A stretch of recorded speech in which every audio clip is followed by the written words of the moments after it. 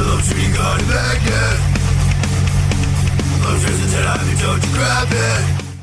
Welcome to Lobster Magnets Review, the channel, the review. I'm here with my buddy Gorogregoro. What's up? In the ever so fancy Lobster Studios, which is what I'm calling the shitty attic we were in. Well, it's actually not that shitty, but you know, it is the makeshift studio for now until we live the Red Letter Media fantasy. And we are here to talk about episode 15 of My Hero Academia. The arc heats up. So, Greg, what do you think of this week's My Hero Academia? I really like the interactions between Stain and Shigaraki. Yeah, that was like that was a highlight for me for this episode. How do you think of their two conflicting philosophies on villaindom? It was very interesting. You know, Stain, in some sense, he feels more like a hero than he does a villain when he's talking about all this, like, heroes are not righteous anymore. I must uphold I must maintain the sanctity of heroes. Yeah, exactly. I must raise the standard. Yeah. Just like the parrot must raise the standard of squawking really loudly. Yeah, good old Captain Crunch. That's my quirk. I have a psychotic parrot who lives with me and poops on everything, and I can summon him. I'm like Dark Shadow. Oh, that sounds more like Shigaraki. Yeah. Like Stain.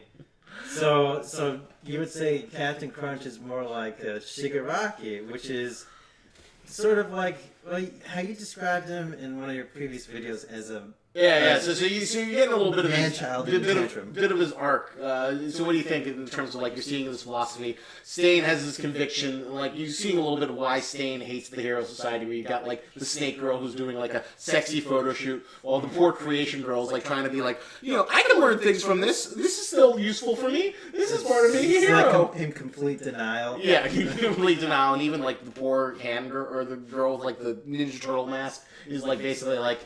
Okay, I get what this is about now. I'm just gonna like smile and grin and bear and get my grades while, poor Momo, I can't pronounce her last name, something with a Y, Yazuko, is like, doesn't quite realize that she's just there because she has big boobs and she has a revealing outfit. Yeah, well, it is sad that some of the students got like lucky breaks on their internships and others just got like really, really poor ones. Well, there's one thing that really bugs the fuck out of me. This is a little bit of a spoiler talk, but like not hugely. Later on, spoiler alert. Midora gets in another internship, but like it's supposed to be like a more hard. This is more supposed to be like field training, and like the second internship's more sort of like real hero work because the ones that do it then have their provisional hero licenses, which allows them to use their quirks freely in the world because quirk use is regulated. Well, Gran Torino's like, all right, we're gonna go in the city, we're gonna go fight people.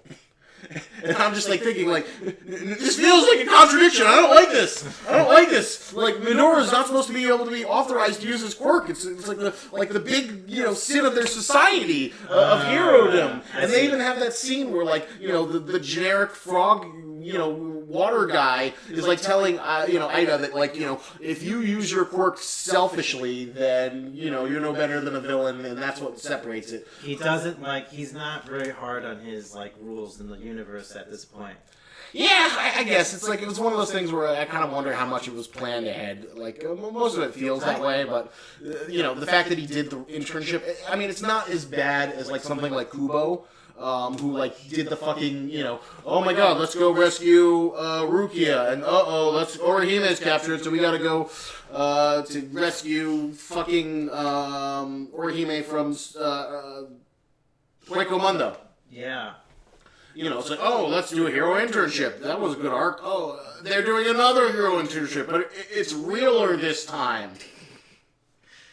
But so far that arc has been, who knows, maybe I'll make a video or something. I do like how the current internship arc is going, but I feel a little bit betrayed that Gran Torino's like just encouraging Deku to like go in and like beat up schmucks and use his quirk and to get more fighting experience when that feels like that's a huge contradiction. Even in this episode, it's a fucking contradiction. It is. That is interesting. Yeah, I wonder if that's probably a mistake actually from. Maybe it's like a continuity editing mistake or something. Like, I mean, it's not something that destroys the series. It's like a really small pedantic detail. It's something that like Scott would like probably get more annoyed about than me personally. But to me, it's like it's a little bit of a. I find now that you mention it, I do find that a little bit annoying. I think if he has these rules set, like they should be trying to be encompassing around all the characters. And to me, it's like it's actually I think it's a really interesting rule because like the My Hero Academia society is a post X-Men society.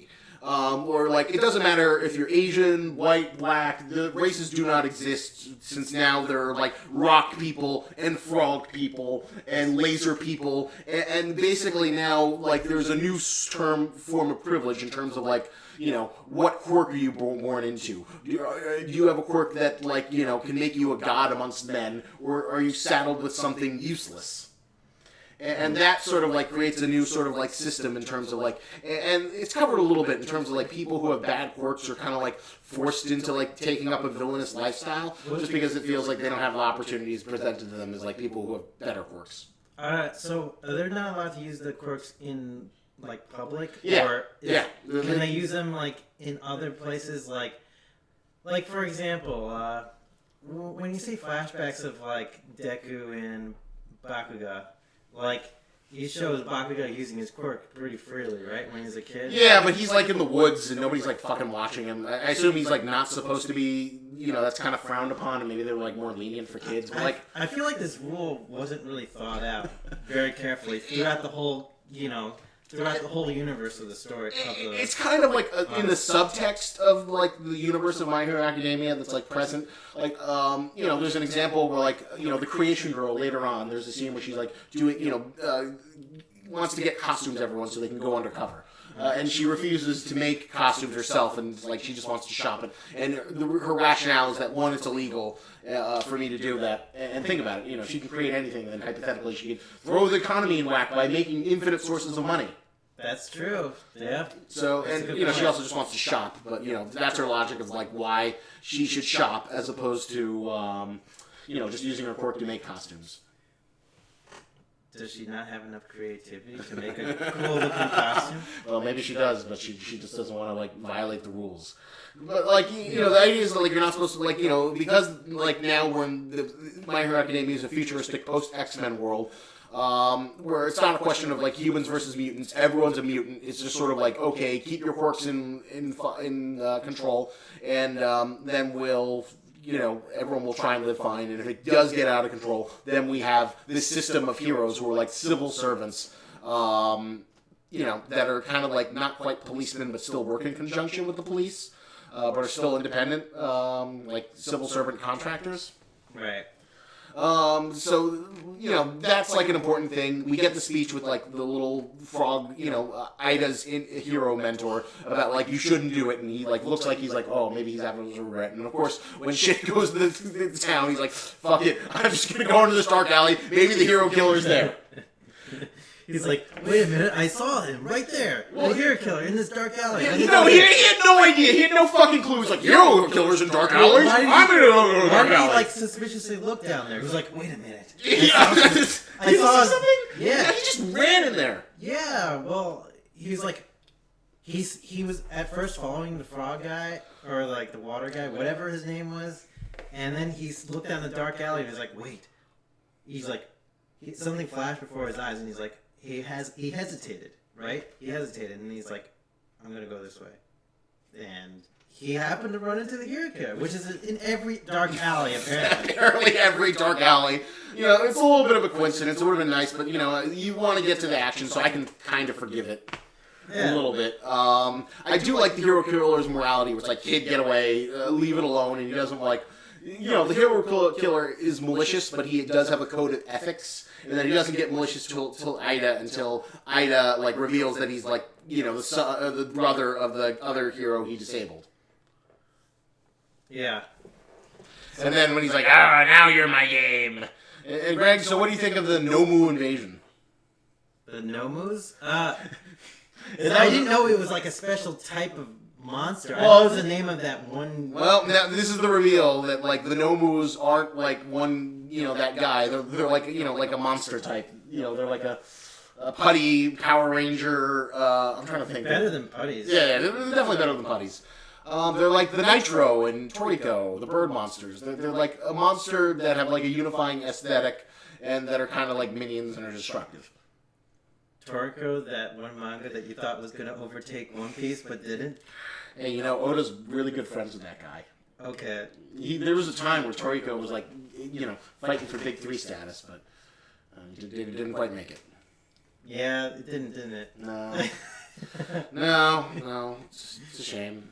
Pour one out for Toriko, the original foodie manga. I remember looking at some of his artwork and I was just thinking to myself, it's just like everything that he draws like looks like sausages.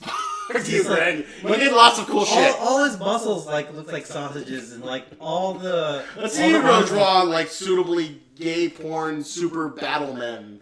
I want to see you do better.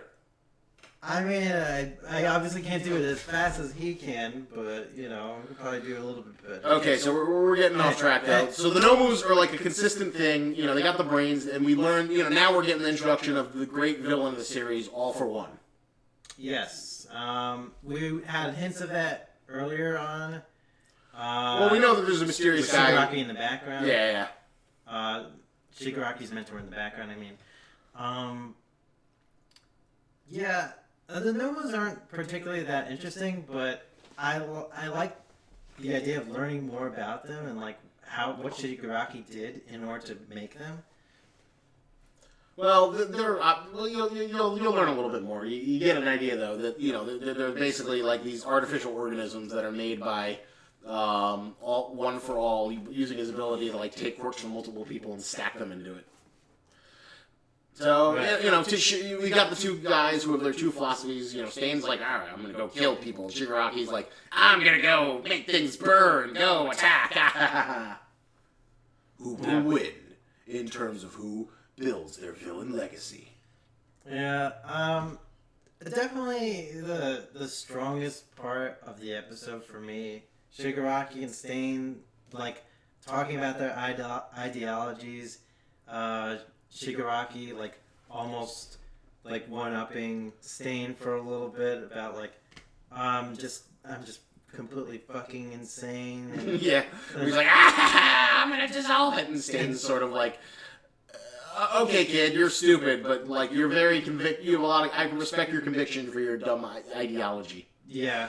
So and then Shigaraki later on is just like, okay, now I'm kind of sort of pissed at Stain. I want the Nomus to find him and hunt him down. Well, he doesn't have the Nomus hunting Stain down. He just like they're both out, out and about doing their like two villainous activities. And like Shigaraki doesn't want to get one up by Stain, so he's like, give me the Nomus so I can like just fuck shit up. Yeah. Well. Wait, he just wants the Nomus to fuck shit up? I thought he was sending them after Stain. No, he just wants them to, like, attack shit. That's all he wants to do, man. That seems really dumb. I thought he was, like, directly wanting to get back at Stain for trying to stab him. No, he wants to get back at him, but, like, showing he's a better villain. He doesn't actually want the Nomus to, like, attack Stain. Oh, okay. So it's, like, becoming like a pissing contest. It pretty much is. Well, Stain doesn't see it as that, but Shigaraki sees it as a pissing contest. Yeah. All right. So, there are obviously some problems with the episode, like you mentioned, with the continuity of like the rules of the universe, which I think is a little bit of a problem. But I mean, if I were to rate this, I'd give it like an 8.5. That's a generous score. For me, it's more of like a 7. I don't know, just something wasn't clicking as much as it should be for this episode. I can't quite put my finger on it. It was just a bunch of little details. I like the last episode much better. I thought that, the scene where, Midora's sparring with Gran Torino was better. And, this follow-up fight where he has, full cowl just didn't quite have that same pizzazz, even though he gets his hit in. And I don't know, but I'm glad to hear you're enjoying it. The Stain and Shigaraki conflict stuff is obviously, really good material. Yeah, and I could see the story going in a positive direction after that kind of confrontation, because like the villains are sort of being hyped up, like the conflicts between Deku and Shigaraki and Stain is gonna be like more and more hyped up when it happens. Yeah, I'm curious to see how many episodes this arc runs through, because like I think we're getting like 24 or 26 episodes, yeah, for the second season, and they're going through material really pretty quickly. We're gonna get to like the signature fight probably next episode, and they're burning through material. So I think like the whole Stain arc is gonna be over like by episode 20. Okay. And then maybe like the last 6 episodes will be like, I don't know. You want me to tell you? Or you want to find out for your own? You can tell me later. Okay. It's not a huge spoiler, but in a way, now that I think about it, it does feel like a good point to end the second season on. Oh, you think that's how the second season is going to end? Yeah, I think there's like a little mini arc that happens. It's not a super long arc after the Stain thing, and I feel like that's where they're going to end the second season. Okay. It feels like a really good ending point. I thought they were going to save it for later, but like if they're going to blow through material that quickly, and hopefully they give a little more time for season 3 so they can build up more material. Like I think one thing is like that's helping My Hero Academia a lot is that it's not like on a perpetual weekly machine like Studio Pierrot with Naruto or Toei Animation with One Piece and Dragon Ball Super. Where it's just like this shit that's like pushed out again and again and again. Wait, is it not on Shonen Jump? Or... No. I'm talking about like the studio that's actually producing the anime. Oh, okay. My Hero Academia isn't like a forever series where it just keeps on going until like the manga ends. 52 weeks a year. Once the season's over, there'll be like a break until whenever season 3 comes. Right. And I can't believe this won't get like adapted until the manga runs its course. Yeah. Especially after this, especially after the fan culture that's coming around. Still some points to like, but just like a bunch of nitpicks for me that like annoyed me, which is why my score kind of came down. But strong material. I'm really looking forward to how they deal with the other stuff. I like the building tension about how Ida didn't return his text message. Oh, that was funny. Like I didn't know there was a way you could see how people read your own texts. I think so, yeah. You can see, like, I know always returns in 3 minutes. That's gonna make me kind of paranoid now. Like having people like know that I've read texts and not respond to them. Well, on Facebook it says like viewed message at like 3:40 p.m. or whatever. Really? Yeah. It does that? Mm-hmm. Oh, I didn't know that. In Facebook chat, so watch out. People know if you're like stubbing them. Yeah, that's true. They're snubbing them. Okay, so what should we shill for My Hero Academia? How about... you know what? I know what I'm going to do. What? Buy Sky High, the original My Hero Academia, the Disney movie that everyone's forgotten about. So yeah, go watch Sky High. If you want to see, another superhero thing, it's kind of an okay movie. It's a cute movie. Not terrible. It's the Disney version of My Hero Academia. And I'm sure that someday someone's gonna like do like a Disney princesses crossover where they have like My Hero Academia characters as Disney princesses, or Disney princesses drawn like the heroes of My Hero Academia, and they have like power suits. So why do I think of like Spy Kids when you say that movie? Is it like a Spy Kids movie? Yeah, I'd say tonally it's kind of similar to Spy Kids. Okay. Well, maybe they'll do like a manga version of Spy Kids one day. And you're going to say it's the best shit ever. Yeah, we'll see about that. So watch that movie. If not, click the link and buy something you actually do want. That's how we work here. I find stupid, dumb shit for you to look at and buy. And hopefully you click the link and get something you actually want. So, alright, thank you for watching this video. Alright, adios. Have a good one. And remember, lobster is a tennis, but don't you grab it.